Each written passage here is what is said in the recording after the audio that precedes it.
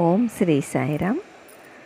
తల్లి, తండ్రి, గురువు, దైవము సమస్తము అయిన భగవాన్ శ్రీ శ్రీ శ్రీ సత్యసాయి బాబా వారి దివ్య చరణార విందములకు నమస్సుమాంజలి సమర్పిస్తూ అందరికీ సాయిరామ్.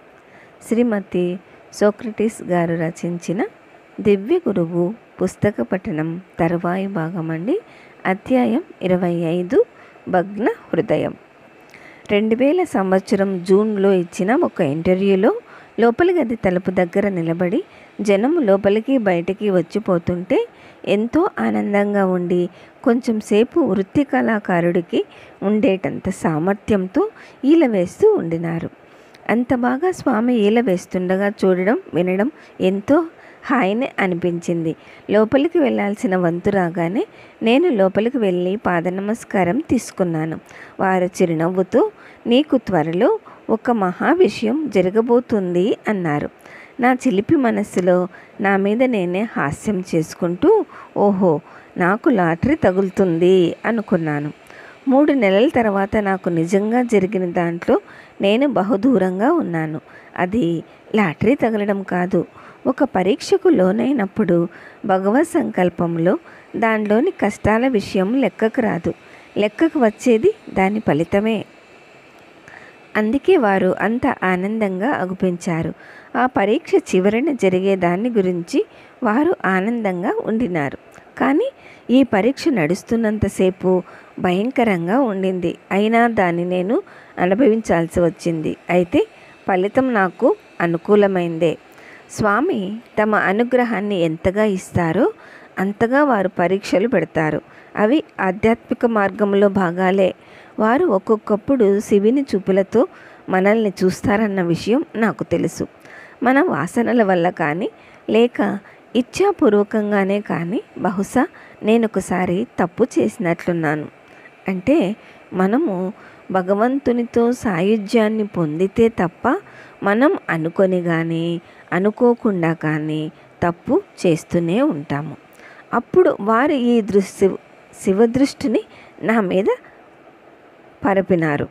వారు అట్లా చూడగా నేను నెల చూపులు చూస్తూ అట్లా చూడవద్దని, వారు అట్లాగే చూస్తే అక్కడే చచ్చిపోతానని మొరపెట్టుకున్నాను.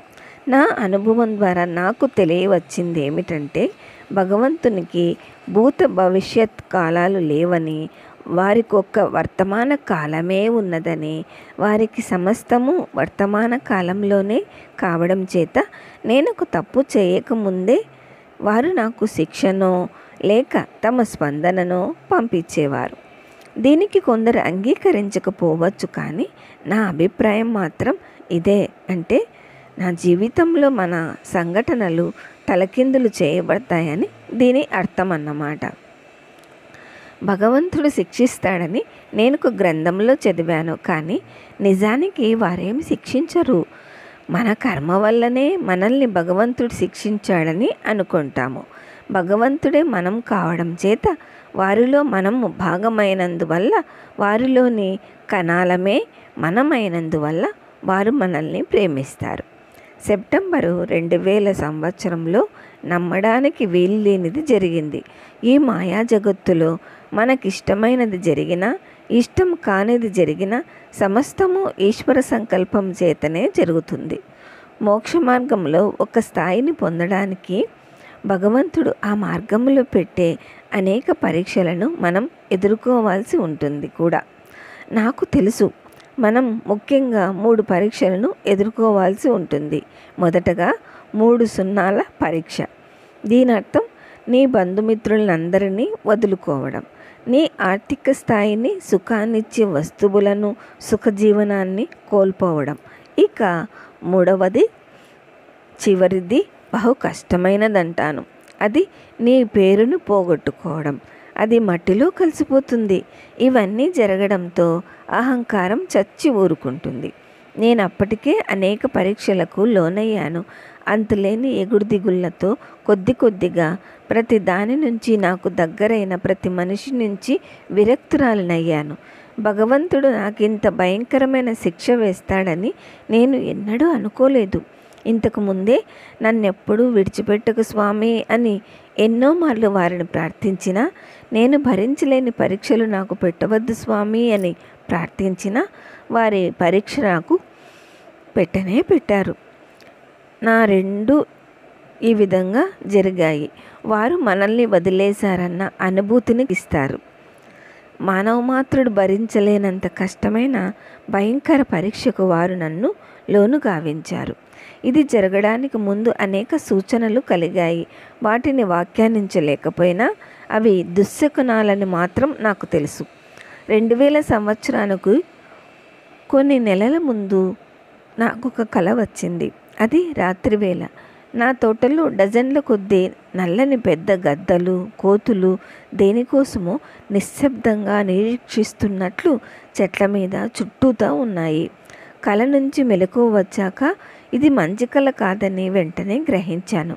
తర్వాత ఈ పక్షులు ఎదురు చూస్తున్నది నా అహంకారం యొక్క చావుకనని గ్రహించాను.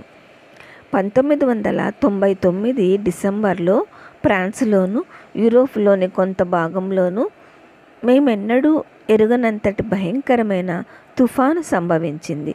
వేలాదిగా చెట్లు కూలిపోయాయి. మా ప్రాంతంలో ఉన్న 120 ఇళ్లలో ఒక్క మా ఇంటి ఆవరణలోనే 9 వృక్షాలు నేలకు రాలిపోయాయి.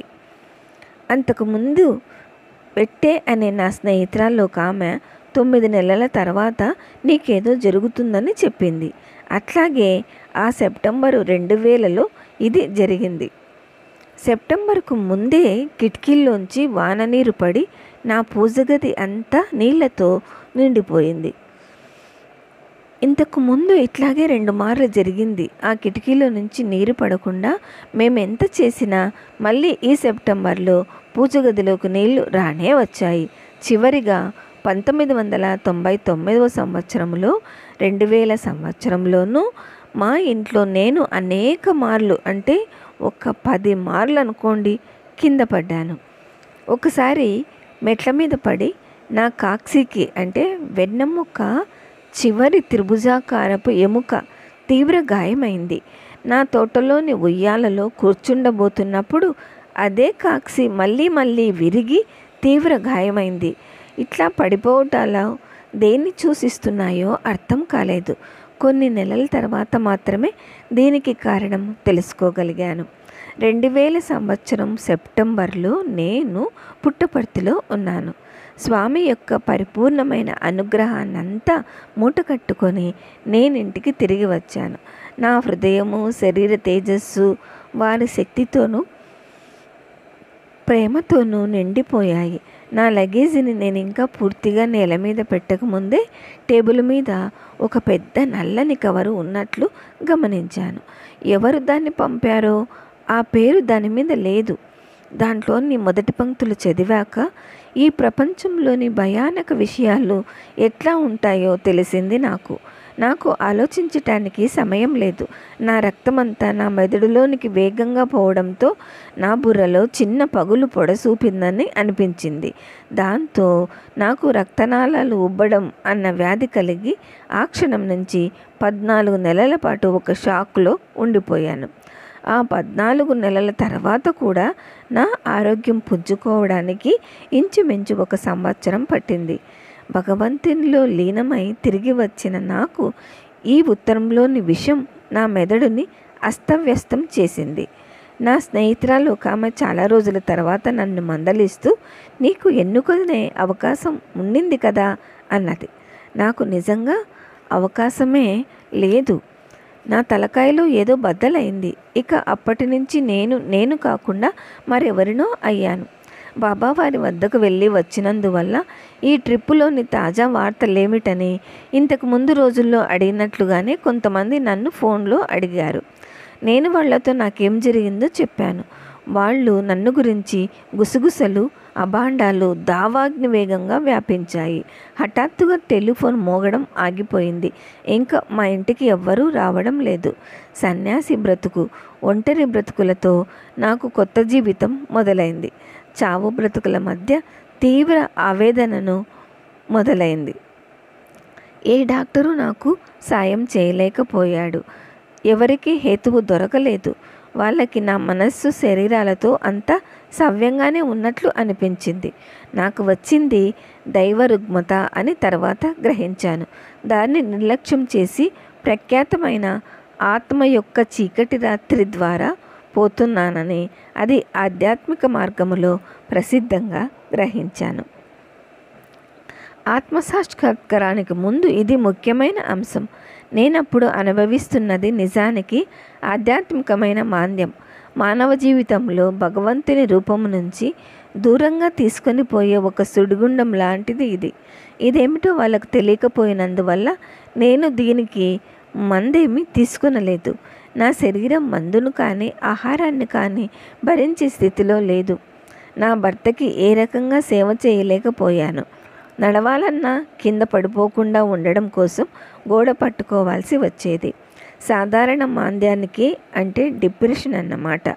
ఆధ్యాత్మిక మాంద్యానికి ఉన్న భేదం ఏమిటంటే, మొదటి దాంట్లో మనం ఏదో మంత్రమహిమ చేత తిరిగి ప్రాణం పోసుకున్న శవంలాగా ఉంటాం. మన చుట్టూతా ఏం జరుగుతున్నదో మనకి తెలియదు. ఇక నా విషయంలో నేను ప్రాణం తిరిగి పొందిన శవంలాగా అగుపించినప్పటికీ నాకేమి జరుగుతున్నది, ప్రతి క్షణం రాత్రి పగలు ఏమి జరుగుతున్నది, ప్రతి ఒక్క ధ్వని అన్నీ తెలుస్తూనే ఉన్నాయి. నాకు మృత్యువు సన్నిహితంగా ఉందని, ముఖ్యంగా రాత్రిళ్ళు నా చుట్టూతా అది నర్తిస్తున్నదని ఒక్కొక్కప్పుడు పగలు కూడా తెలుస్తూనే ఉన్నది. నాకు నయం చేసుకోవడం కోసం జీవితంలో మొదటిసారిగా ఒక సైకోథెరపిస్ట్ స్త్రీ వద్దకు వెళ్ళాను. వారానికి ఒక్కసారి చొప్పున 6 వారాలు వెళ్ళాను. ఆమె నా మాటలు వినడానికి బదులుగా తన సమస్యల్ని చెప్పుకోవడం, ఈజిప్ట్లో తాను సముద్ర గర్భంలోకి ఎలా డ్రైవింగ్ చేసింది సోదిగా ప్రతి వారం చెప్పింది. నాకు సాధారణ డిప్రెషన్ రాలేదని ఆమె గ్రహించింది.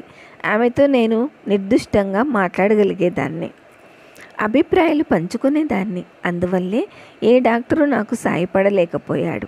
ఆమెను 6 సార్లు కలిశాక ఇక నా సహాయం వృధా చేసుకోవద్దని అనుకున్నాను. నన్ను ఆమె నా తేజస్సక్రాన్ని సరిచేసే ఒక ఆఫ్రికన్ భూత వైద్యురాలను కలవమని పంపడంతో నేను ఆమెను వదిలేశాను. ఆ భూత వైద్యురాలు పారిస్లో ఒక మూలన ఉండేది. ఆమెకు చాలా చెడ్డ పేరుండేది. సాయిబాబా వారు హృదయంలో శూన్యాన్ని ఉంచి అందులో దుర్భరమైన బాధను నింపి హఠాత్తుగా నన్ను వదిలేయాలని నిశ్చయించారు. 1998లో నేను ఒక సాయి భక్తుని కలిసి 8 రోజులుగా స్వామి హఠాత్తుగా నా మనోహృదయాల నుంచి ఎలా మాయమైనది చెప్పాను. భ్రాంతిమయమైన ఈ ప్రపంచపు శూన్యం అనుభవంలోకి వచ్చింది నాకు. అతను అనేక గ్రంథాలు చదివినాడు. అన్ని మతాలలోనూ ఒక ఆధ్యాత్మిక మార్గాన్ని అవలంబించిన వారికి ఇలాంటి అనుభవం కలగడం సర్వసాధారణమని అతను నాకు వివరించాడు. ముందు ఏ హెచ్చరిక లేకుండానే భగవంతుడు తన భక్తుల నుంచి విరమించుకుంటాడు. మన హృదయంలో భగవంతుడుండగా జీవించడం ఎట్లుంటుంది, భగవంతుడు అక్కడ లేనప్పుడు జీవించడం ఎట్లాంటిది అన్న విషయం తెలపడానికే ఇది ఖచ్చితంగా ఇదెంతో దుర్భరమని నేను చెప్పగలను. నా సమస్త ప్రాణంలో స్వామి పూర్తిగా అయినందువల్ల నా విషయంలో ఇది మరీ దుర్భరమన్నమాట. ఏమైనా నేనెంతో అదృష్టవంతురాల్ని అనుకుంటాను. బాబా లేకుండా బ్రతకడం అంటే ఏమిటో వారి ఎరుగక ముందే నాకు తెలిసింది. వారు హృదయంలో ఉన్నప్పుడు బ్రతకడం, వారు హృదయంలోంచి వెళ్ళి తిరిగి రావడం అక్కడ శాశ్వతంగా ఉండటానికే అని అర్థమైంది. ఈ కొత్త జీవితంలో రోజులోని ప్రతి నిమిషము బ్రతకడానికి కష్టమైపోయింది. భగవద్ రూపం నుంచి విడిపోయి బ్రతకడం చాలా బాధాకరమని చదివాను, కానీ అది నాకే సంభవిస్తుందని నేను అనుకోలేదు. ఉదయం లేవగానే నాకు వచ్చే మొదటి ఆలోచన చచ్చిపోవాలని. కానీ మృత్యువుకు కూడా నేను అక్కరలేకపోయాను. జీవితంలోని ప్రతి క్షణము మనకు మృత్యు అనుభవం కలుగుతుంది, కానీ మనం చావం. ఒక అదృశ్య సూత్రం ద్వారా భగవంతుడు మనల్ని ప్రాణాలతో ఉంచుతాడు. అనేక మార్లు నేను దేహం నుంచి విడిపడ్డాను, మళ్ళీ వెనక్కి రావాలని లేకుండా చేస్తుంది. ఇట్లా జరిగినప్పుడల్లా నా ప్రమేయం లేకుండానే స్వామి నన్ను దేహంలోకి తిరిగి తన్నేసినట్లుండేది. నిజం కాదనుకున్నా ఆయన మనల్ని త్యజించడు, కేవలం త్యజించినట్లు అగుపిస్తుందంతే. ఓం శ్రీ సాయిరామ్. తర్వాయి భాగం వచ్చే వారం విందామండి. జై బోలో భగవాన్ శ్రీ సత్య సాయి బాబాజీకి జై. సమస్త లోకాః సుఖినో భవంతు. ఓం శాంతి శాంతి శాంతి. అందరికీ సాయిరామ్.